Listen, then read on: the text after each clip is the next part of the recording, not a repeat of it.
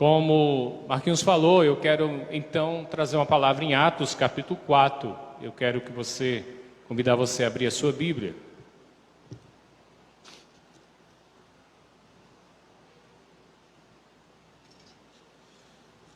A igreja começa então a ser perseguida, porque no capítulo 3 há a cura de um homem que tinha 40 anos e que vivia lá enfermo, aleijado. Por intermédio dos apóstolos, Pedro, Tiago e João, no capítulo 3, eles vão ao templo, eles curam aquele homem. Há um alvoroço, há uma repercussão daquela cura, daquele milagre. Há uma multidão de gente interessada em saber o que há, e o evangelho é anunciado. E naquele dia, por conta disso, 5.000 pessoas, 5.000 homens, 5.000 pessoas vão se converter. E a igreja então os discípulos começam então a ser perseguidos. A partir do versículo 5, eles vão ser ameaçados, eles vão ser perseguidos ali para que eles não falem mais no nome de Jesus. Eu quero falar então hoje sobre o desafio missional, o desafio da igreja de obedecer o ID do Senhor Jesus. Uma igreja saudável tem que pensar em missão. Uma igreja saudável precisa pensar no movimento de encontrar os perdidos. Uma igreja saudável precisa entender que a evangelização é um dos fundamentos dessa igreja. E a gente vai perceber aqui. Na verdade, cada crente, cada membro dessa igreja precisa se ver como uma testemunha de Jesus. Se você se vê assim, você não vai fazer da evangelização um programa. Evangelização não é programa da igreja. Evangelização é estilo de vida da igreja. Evangelização é aquilo que deve nos mover onde estivermos. Como eu falei pela manhã, não precisa você sair de casa em casa para evangelizar. Você precisa testemunhar todas as vezes que você tiver uma oportunidade. Diz assim a palavra do Senhor. No dia seguinte, reuniram-se em Jerusalém as autoridades, os anciãos e escribas, com o sumo sacerdote Anás, Caifás, João Alexandre e todos os que eram da linhagem do sumo sacerdote. E pondo-os perante ele, os arguíram. E a arguição foi, leia comigo, todos. Com que poder ou em nome de quem fizeste isto? E aqui é muito importante essa pergunta. Então Pedro, cheio do Espírito Santo, lhes disse: autoridades do povo e anciãos, visto que hoje nós somos interrogados a propósito do benefício feito ao homem enfermo e do modo porque foi curado, agora tomem conhecimento, vós todos e todo o povo de Israel, de que foi em nome de Jesus Cristo Nazareno, a quem vós crucificaste, e a quem Deus ressuscitou dentre os mortos, sim, em seu nome é que ele está curado perante vós. Este Jesus é a pedra rejeitada por vós, os construtores, a qual se tornou a pedra angular. Todos, versículo 12. E não há salvação em nenhum outro, porque abaixo do céu não existe nenhum outro nome dado entre os homens, pelo qual importa que sejamos salvos. Ao ver a intrepidez de Pedro e João, sabendo que eram homens iletrados e incultos, admiraram-se e reconheceram que haviam eles estado com Jesus. Aleluia. Jesus foi visto na vida desses homens. Vendo com eles o homem que fora curado, nada tinha que dizer do contrário. Mandaram sair do sinédrio e consultavam entre si. dizendo: o que faremos com estes homens? Pois na verdade é manifesta a todos os habitantes de Jerusalém que um sinal notório foi feito por eles, e não podemos negar. Mas para que não haja maior divulgação entre o povo, ameacemo-lo, para não mais falarem neste nome a quem quer que seja. Chamando-os, ordenaram-lhes que absolutamente não falasse nem ensinassem o nome de Jesus. Mas Pedro e João lhes responderam: julgai se é justo diante de Deus ouvir antes a vós outros do que a Deus. Todos, versículo 20. Pois nós não podemos deixar de falar das coisas que vimos e ouvimos. Amém? Depois, ameaçando ainda mais, os soltaram, não tendo achado como os castigar por causa do povo, porque todos glorificavam a Deus pelo que acontecera. Ora, tinha mais de 40 anos aquele em quem se operara essa cura milagrosa. Esse texto é fundamental para a gente compreender algumas questões que devem nortear a postura do crente, a postura do membro de uma igreja cristã sadia, em relação à proclamação, à ação querigmática da igreja, a ação de proclamar, de falar o Evangelho. É muito importante que nós entendamos, irmãos, que a igreja tem que continuamente estar pelo menos em 3 movimentos. Eu sei que ela está em mais, ela está se movimentando em várias frentes, mas prioritariamente a igreja tem continuamente que fazer 3 ações. A primeira é a de adoração, porque nós fomos chamados para sermos liturgistas, para servir. E um dos termos para servir a Deus é através da liturgia, do culto.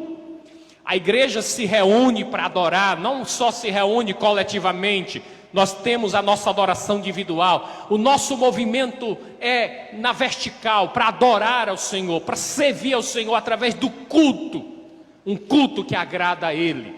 A igreja tem que ter esse movimento, se reunir para adorar. Mas a igreja também tem que ter um movimento de cuidar, um movimento de ensinar, um movimento chamado poimênico, pastoral, o movimento de cuidar das ovelhas, daqueles que vão se convertendo, daqueles que vão se congregando, daqueles que estão reunidos.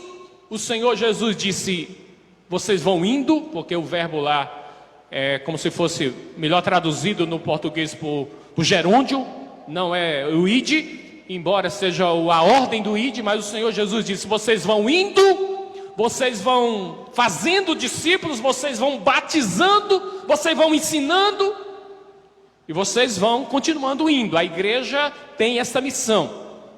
Portanto, a igreja tem a missão de reunir os salvos, congregar os salvos, por isso que o nome é eclesia, igreja é a comunidade dos salvos, onde nesta igreja tem, nós já falamos pela manhã, é um corpo bem ajustado, com uma liderança que capacita, que pastoreia, que ensina, para que a igreja seja saudável, e as pessoas decidam pelo batismo.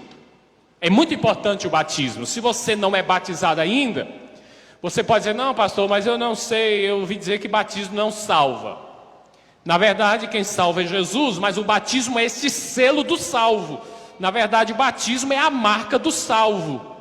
E Jesus disse que todo que nele crê e for batizado será salvo. É importante você se batizar, porque o batismo significa várias coisas, entre elas o compromisso que você está assumindo com esta nova vida e com a igreja local. É um marco, é um rito de iniciação. E o batismo é um momento de professar, de comprometer-se com Cristo. E aí a gente tem então a membresia formada. Mas o problema é que muitas vezes nós ficamos nesse movimento: culto, ensino, didática, poimênica, pastoreio, aconselhamento, cuidado. E muitas vezes nós perdemos o movimento para fora da igreja, o movimento do olhar para aqueles que estão perdidos. O movimento para alcançar ou levar o evangelho a outras pessoas. O movimento do ide, de indo no mundo fazendo discípulo. E aí a igreja em Atos, ela nasce perfeita nesse aspecto. E notem, quando eu estou falando de perfeição, eu não estou falando aqui de uma igreja, quando eu falo de perfeição, nos ideais, no modelo, que não tenha problemas. A igreja em Atos tem problema, vários problemas.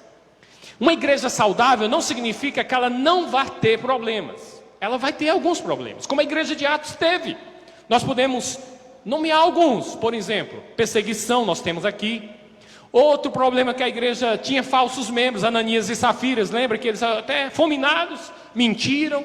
Capítulo 6, briga entre os judeus e os helenistas, as viúvas eram assistidas dos judeus, dos gregos não eram, foi por isso que nasce a diaconia. A igreja tem seus problemas, crise muitas vezes de liderança. Paulo e Barnabé chegaram a se desentender numa viagem missionária. A igreja não quer dizer que ela é perfeita do ponto de vista de ter alcançado este status de perfeição, mas a igreja saudável, ela é forte para enfrentar os problemas, ela é ousada para enfrentar as perseguições, ela é consciente da missão e ela não tira o foco do propósito pelo qual Deus colocou ela na terra. E se a igreja então tem consciência que ela precisa ir se aperfeiçoando, cumprindo a sua missão, e obedece, como o texto diz aqui, nós não podemos deixar de falar das coisas que nós temos visto, das coisas que nós temos ouvido. Se a igreja é consciente da sua missão, acontece um fenômeno: esta igreja honra a Deus, porque Deus é obedecido, importa mais obedecer a Deus do que a vós. Esta igreja é consciente da missão e quando ela cumpre o ID, no sentido de nós estamos testemunhando de Jesus, nós estamos obedecendo a Deus e esta igreja vai crescer. A igreja vai alcançar novas vidas. É assim no livro de Atos, se você perceber, a proclamação do evangelho é fundamental. E o que é que o apóstolo Paulo diz em Romanos capítulo 10? Que você já deve ler, já deve ter conhecido. Várias coisas, mas ele diz assim: a fé vem pelo ouvir, e o ouvir a palavra de Deus. Mas ele faz outra pergunta: como ouvirão se não há quem pregue? E ele faz outra pergunta: e como pregarão se não forem enviados? E aí você precisa se entender como parte deste corpo, desta igreja que foi convocada, vocacionada. Eu falei pela manhã aqui, Efésios capítulo 4, versículo 1, versículo 4. Você foi vocacionado por Deus, você já foi enviado por Deus. Você precisa se ver como parte desta história, de um crente missional, ou de um crente que pode testemunhar do que o Senhor tem feito na sua vida, com seu amigo de faculdade, com seu vizinho, com o seu colega, com a sua vizinhança, com as pessoas da padaria que você compra pão todo dia, do posto de gasolina que você abastece seu carro e vai criando um laço ali com aquele frentista. No dia a dia você pode, quando surgir uma oportunidade, você pode dizer para as pessoas o que Jesus fez por você. E começar a abrir a oportunidade para que o evangelho se expanda. Então, queridos, a igreja saudável é uma igreja consciente da sua missão, consciente do seu papel, consciente do seu chamado para alcançar novas pessoas. Por isso a importância de pensar numa igreja saudável. Eu estava conversando com Marquinhos ontem, porque tem igrejas, Jesus disse isso para os fariseus. Jesus disse para o fariseu: ó fariseu, você percorre o céu e o mar, o céu e a terra, para fazer um prosélito, para conseguir um discípulo de judeu. E quando vocês conseguem, vocês fazem 2 vezes mais filho do inferno do que vocês. Vocês já leram isso em Mateus capítulo 23? Por que Jesus diz isso? Porque aquela maneira de se viver do fariseu era danosa, legalista, destruidora da graça, era totalmente contrária ao projeto de Deus. Então, a importância de você fazer discípulo para colocar numa igreja saudável. Porque se você não tiver uma igreja saudável, quando as pessoas vão se convertendo, elas vão adoecendo. Elas vão também se tornando filhas do inferno em vez de filhos de Deus. Elas vão se tornando pessoas legalistas em vez de servas da graça. Elas vão se tornando pessoas religiosas em vez de servas de Cristo, libertas pelo poder do sangue de Jesus e do Espírito Santo. Por isso eu acho fundamental que vocês pensem mesmo no ambiente saudável da igreja. Mas que a igreja sadia possa produzir frutos, no sentido de alcançar pessoas para serem sadias também na igreja. E eu quero então desafiar cada crente a pensar em 4 atitudes nesse texto. 4 atitudes que você pode ter para se tornar um crente mais comprometido com a missão. Que nós vemos nesse texto. Em primeiro lugar, a primeira atitude é a consciência de quem você serve, a quem você serve, quem é o seu Senhor. Você é crente, salvo, mas você, além de ter um Salvador, você tem um Senhor. E é muito importante que você conheça o nome de Jesus. Que você tenha convicção de quem é esse nome que você serve. A primeira pergunta que foi feita aos discípulos, vamos lá, foi: em nome de quem fizeste isto? Em nome de quem? Imediatamente Pedro tinha na ponta da língua a palavra, a resposta. Ele diz: olha, fiquem sabendo, vocês, já que vocês perguntaram, fiquem sabendo em primeiro lugar, que a bênção que foi feita a esse homem foi feita em nome de Jesus Cristo Nazareno, a quem vocês mataram, mas que foi ressuscitado, que Deus ressuscitou dentre os mortos. É em seu nome que ele está curado. Nós servimos a um Deus vivo e o nome de Jesus é poderoso para salvar, é poderoso para transformar, é poderoso para mudar a história de qualquer pessoa. Você crê nisso? O nome de Jesus é poderoso, não é um nome qualquer. É um nome que tem poder, como teve poder para fazer o milagre naquele homem aleijado. É um nome que está acima de todo nome, e por isso que ele diz: preguem o evangelho, preguem o meu nome, porque em meu nome haverá curas, em meu nome haverá milagre, em meu nome haverá salvação. Não há salvação no outro nome. Portanto, irmãos, o nome que nós devemos carregar nos nossos lábios, quando você estiver diante de uma interrogação, de uma pergunta, de um questionamento, e no dia a dia acontece muito isso. Essa semana mesmo, uma pessoa me perguntou: por que Deus permite isso? Essa história aí da pandemia. Até um candidato que foi eleito, que ele não gostava. Como é que um candidato é ruim desse jeito e Deus permitiu que ele fosse eleito? E aí é a oportunidade, irmãos, quando surgir uma pergunta, é a oportunidade de colocar Jesus nessa história, porque Jesus Cristo é a razão da gente entender a nossa cosmovisão, entender a realidade da nossa vida. Chama Jesus para a história, coloca Jesus no meio da história e dá esperança para as pessoas. A esperança está no nome de Jesus. E eles dizem mais: foi no nome de Jesus que esse homem foi curado. E tem mais: ele é a pedra que vocês rejeitaram, mas é a pedra angular. Jesus Cristo é a base, é o fundamento da minha e da sua vida. É nele que a nossa vida está edificada, que a igreja está edificada. A igreja do Senhor está edificada sob este nome. E a igreja prevalece. As portas do inferno não prevalecem contra a igreja, porque a igreja está fundamentada no nome de Jesus. Ele é a pedra desta igreja. Ele é o Senhor da igreja. Ele é o Senhor da nossa vida. Ele é o fundamento da nossa vida. Nossa vida está nele. Nós nele somos radicados, edificados, confirmados, consolidados. É nele. Pedro tinha muita certeza. Olha, vocês rejeitaram. Ele é a pedra que vocês rejeitaram, que os construtores rejeitaram. Pedro vai referir-se a isso também, mais uma vez, em 1 Pedro capítulo 2, a partir do versículo 5, ele vai dizer exatamente isso. Jesus Cristo é a pedra angular. Deixando muito claro que Pedro entendeu, e quando Jesus disse, tu és Pedro, e sobre essa pedra edificarei a minha igreja, Pedro entendeu que Jesus não estava falando de Pedro. Jesus estava falando da confissão de Pedro, quando ele disse, tu és o Cristo, Filho do Deus vivo. Caindo por terra toda a teoria de que Pedro foi o fundamento da igreja. Não foi, Pedro sabia disso. Outra coisa que eles entenderam no versículo de número 12.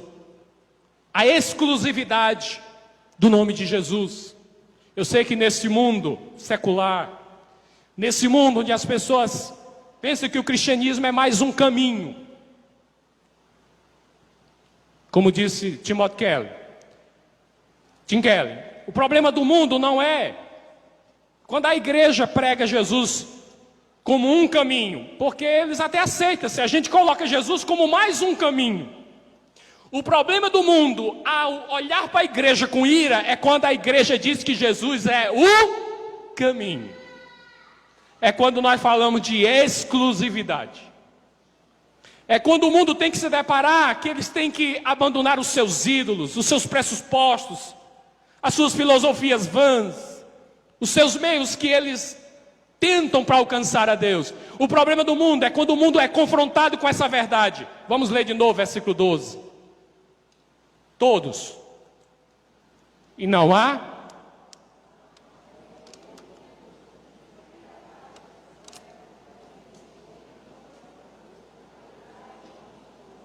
pelo qual importa que sejamos salvos. Meu irmão, você precisa acreditar nisso. Você acredita nisso? Você acredita nisso? Você que é membro dessa igreja, acredita que só há salvação em Jesus? Pois não perca a oportunidade de falar dessa salvação para o seu amigo, para o seu pai, para a sua mãe, para as pessoas que você ama. Você precisa contar essa história para essas pessoas. Porque se não há salvação em nenhum outro, e as pessoas não ouvirem, se não ouvirem esse evangelho da salvação, elas estão perdidas.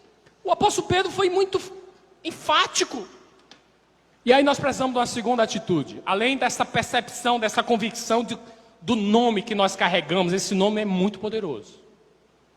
A segunda atitude é a coragem, a ousadia de enfrentar as oposições. O texto diz, versículo 13, ao verem a intrepidez de Pedro. Eles ficaram assustados, por quê? Porque o apóstolo Pedro e aqueles irmãos que estavam ali, irmãos, eles eram indoutos, incultos, iletrados. Profissão, pescadores. Era como se de repente fosse vamos pensar hoje, um gari analfabeto que estivesse diante de doutores dizendo isso. Olha, vocês estão me perguntando, eu vou dizer para vocês. E quando o Pedro teve essa coragem, essa ousadia, porque o texto diz que essa ousadia não vem dele, versículo 8. Essa ousadia não foi Pedro que produziu, porque outrora Pedro foi covarde e até negou Jesus. Vocês lembram? Vocês lembram que Pedro negou Jesus? O que mudou daquele dia, quando Pedro nega Jesus, para agora, diante das autoridades? Que ele nega Jesus para uma reles criada, uma funcionária lá do palácio que vai dizer, você não é um deles? Ele, eu não. E negou e praguejou. Mas agora ele está diante de doutores, das autoridades, da elite, e ele tem coragem. Qual é a diferença? É que antes ele não era convertido, Jesus disse, agora ele é convertido. E o versículo 8 diz qual é o segredo. Qual é o segredo? Versículo 8. Então, Pedro estava o quê? Cheio do Espírito Santo. Nós precisamos buscar esse poder do Espírito Santo na nossa vida para nos dar ousadia, coragem, para não nos acovardarmos. Porque se nós não tivermos cheio do Espírito Santo, nós vamos ser como Pedro lá, covarde, que nega Jesus diante das pessoas que muitas vezes nos questionam, que muitas vezes nos perguntam alguma coisa para ver a nossa posição. E o mundo está doidinho para colocar a gente em embaraço, para fazer perguntas difíceis, para ver se você se acovarda. Mas se você está cheio do Espírito Santo, a presença do Senhor na sua vida, você tem ousadia e intrepidez. E não importa se você é doutor ou se você é analfabeto, o que faz diferença é o Espírito Santo na sua vida, meu irmão. Que o que faz uma igreja forte não é se tem doutor, se tem mestrandos, se tem gente letrada. O que faz diferença é se tem gente comprometida com Cristo, cheia do Espírito Santo. É muito importante que você estude, seja doutor, seja mestre. Eu gosto de estudar. Tenho mais de uma faculdade e continuo estudando. É bom, mas o que faz diferença na igreja não é isso não. O que faz diferença na igreja é o Senhor ter vidas nas suas mãos para usar. Para que Ele use na sua obra, no seu reino, na missão. Intrepidez, ousadia pelo poder do Espírito Santo. Compromisso. Compromisso com Cristo, com a missão de Cristo. Eles então, o texto diz que quando Pedro, eles viram a intrepidez de Pedro, esses homens só puderam haviam estado com Jesus. Não podemos negar, ele foi feito um benefício a um homem, tem uma cura. Ninguém pode negar, é evidente que este homem, aconteceu um milagre, o que a gente pode fazer com esses homens? Aí eles, bem, nós não podemos negar o milagre, nós não podemos calar estes homens, vamos ameaçar. O texto diz que eles se reuniram, tiram da presença deles os apóstolos, Pedro, Tiago, João, manda sair, olha o texto diz aí, ó. Presta atenção. Versículo 17. Mas para que não haja maior divulgação, e este é a ação e a estratégia de Satanás, meu irmão. Satanás não quer que o nome de Jesus seja pregado. Satanás não quer que o nome de Jesus seja conhecido. Satanás não quer que novas pessoas conheçam Jesus para serem salvas. E aqui está a estratégia do inimigo. Para que não haja maior divulgação, ameacemos-lo. Para que não falem mais neste nome. Para quem quer que seja. Ora. E eles chamando de novo para a presença dele, versículo 18. Ordenaram que absolutamente não falasse nem ensinasse no nome de Jesus. Mas o que é que Pedro responde? Mas Pedro e João lhe responderam: julgai se é justo diante de Deus ouvir antes a vós outros do que a Deus. Meu irmão, com quem é que você está comprometido? Você não tem que ter medo de falar. Você não tem que ter medo de ser rejeitado. Você não tem que ter medo de ser, nem muito menos, irmãos, perseguido. Porque a pergunta é: quem é teu Senhor? Quem é que te dá ordem? E é importante isso. Aqui é um estudo profundo sobre a questão de obedecer à autoridade. Tem limites. Irmão, obedeça às autoridades constituídas. Ok, essa é uma regra, mas há limites. Tenho que obedecer à autoridade constituída cegamente? Não. Eu tenho que obedecer às autoridades dentro do padrão de Romanos capítulo 13, quando eles são instrumento de Deus para fazer o bem. Quando eles são instrumento do diabo para fazer o mal, eu tenho que me negar e me insurgir contra eles. E Pedro se insurgiu. E Pedro diz: eu não tenho que obedecer você, eu tenho que obedecer a Deus. Por isso que ninguém calou a igreja, por isso que a igreja continuou, e a igreja continuou crescendo. E se você ler o livro de Atos, a igreja vai ser perseguida. No capítulo 7, vão matar Estevão. No capítulo 8, a ameaça, e os que vão sendo dispersos, mas vão falando a palavra do Senhor. E a Bíblia diz que a igreja crescia porque ninguém conseguia calar a igreja. Meu irmão, não deixe que ninguém te intimide. Não deixe que nada te intimide. Tenha compromisso com o Senhor. Tenha compromisso com Cristo. Quando você tiver uma oportunidade, fale do nome de Jesus. E por último, conte a história. Conte a sua história. A atitude mais sábia de um crente é contar a história. A história do que o Senhor fez na sua vida. Eu chamo isso de testemunho. Está lá no versículo de número 20. Se você ler o livro de Atos, você vai ver que Paulo, quando foi colocado diante do rei Agripa, você pode ler, mais na frente um pouco. Paulo disse: eu vou contar a minha história para você, rei Agripa. Aí contou: eu ia perseguindo a igreja, a caminho de Damasco, e aí eu vi uma luz brilhante no céu, uma voz que eu ouvi, me deixou por terra dizendo: Saulo, Saulo, por que tu me persegues? E Paulo contou a história da conversão dele. E sabe com quantos minutos você pode contar a sua história para uma pessoa? Bem mesmo assim objetiva e com muitos elementos que convencem, em 1 minuto você conta a sua história, em 2 minutos, em 3 minutos no máximo. Depende. Se você quiser florear um pouquinho, mas você pode contar a sua história sempre. O que o texto diz? Nós não podemos deixar de falar das coisas que nós temos visto ou das coisas que nós vimos e ouvimos. A melhor maneira de você evangelizar é você contar a sua história. É você contar o que Jesus fez por você. Foi o que Jesus fez na sua vida. O que você já ouviu, o que mudou a sua vida. Irmãos, isso é fundamental. Leia a Bíblia. Você vai ver que a mulher samaritana, em João capítulo 4, estou caminhando para o fim, meus irmãos. A mulher samaritana, se você ler capítulo 4 de João, tem uma evolução nos acontecimentos. Eu quero ler a última parte, por favor. Volte um pouquinho em João capítulo 4. Essa mulher tem um encontro com Jesus lá no poço de Jacó, vocês conhecem aquele diálogo que vai evoluindo, ela vai tentando entender o que está acontecendo, quem é Jesus, descobre que ele é o Messias. Quando ela descobre que é o Messias, ela deixa lá o cântaro e corre na cidade. Corre na cidade para contar.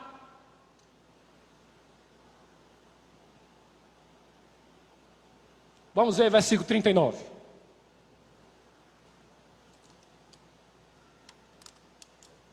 Muitos samaritanos, 4:39, daquela cidade, creram nele. Por quê? Em virtude de quê, irmãos? Leia comigo. Muitos creram nele em virtude de quê? Do testemunho da mulher, que anunciara: ele me disse tudo quanto tenho feito. Ela contou a história. Querido, ele é diferente porque ele contou a minha história, ele sabe a minha história, ele sabe que eu sou adúltera, ele sabe que o meu marido que eu tenho agora não é meu, ele sabe tudo de mim, ele é diferente, vamos ver, venham conhecer Jesus. E eles correram, simplesmente porque ela disse: ele sabe tudo de mim, ele disse tudo a meu respeito, ele conhece a minha história, e mesmo assim, ele me acolheu, ele me amou, ele me deu sentido, ele fez sentido para mim. Venham conhecer o Messias. Versículo 40, leia comigo. Vindo, pois, leia em voz alta, os samaritanos ter com Jesus, pediram que permanecesse com eles, e ficou ali 2 dias. Muitos outros creram nele por causa da sua palavra. E diziam à mulher, a mulher está na história aí, irmãos, importante. Agora, que nós estamos ouvindo já 2 dias, não é pelo que tu disseste que nós cremos, mas porque nós mesmos temos ouvido, e nós sabemos que este verdadeiramente é quem? Outras pessoas descobriram que Jesus é o Salvador do mundo, por causa do testemunho da mulher. E eles estão dizendo: agora nós sabemos que ele é mesmo. Nós conhecemos Jesus.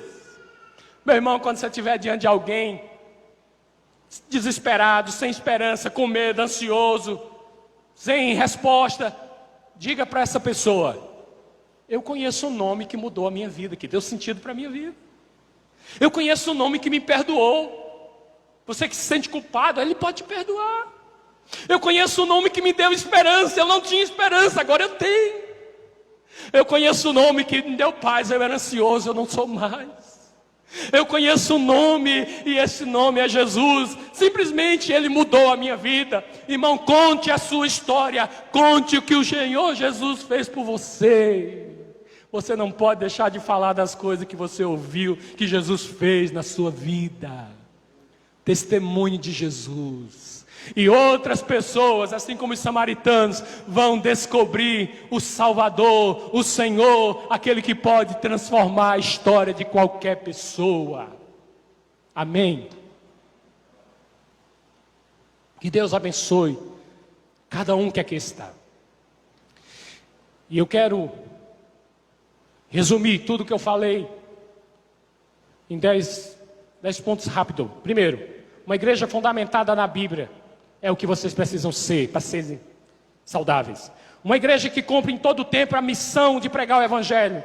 Terceiro, uma igreja onde os convertidos se comprometem com Cristo e são aperfeiçoados no dia a dia, pela palavra, pela vida e pela obra de Cristo. Quarto, uma igreja onde cada crente tem responsabilidade pelo testemunho do Evangelho. 5, uma igreja onde cada membro está comprometido a exercer seus dons espirituais para servir o corpo de Cristo. Assim Deus será glorificado. 6, uma igreja onde o ensino, a pregação promovem transformações de vida. 7, uma igreja onde o amor permeia os relacionamentos. 8, uma igreja que invade as trevas do mundo, transforma essas trevas em luz, a morte em vida, o desespero em esperança. 9, uma igreja onde cada crente vive a fé e os valores cristãos no dia a dia, como um estilo de vida contagiante, como eleitos que são. E 10 e último, uma igreja onde o Espírito Santo tem liberdade de ditar a agenda. E por isso mesmo o extraordinário pode acontecer também aqui. Amém? Que Deus abençoe a vida de vocês, em nome de Jesus.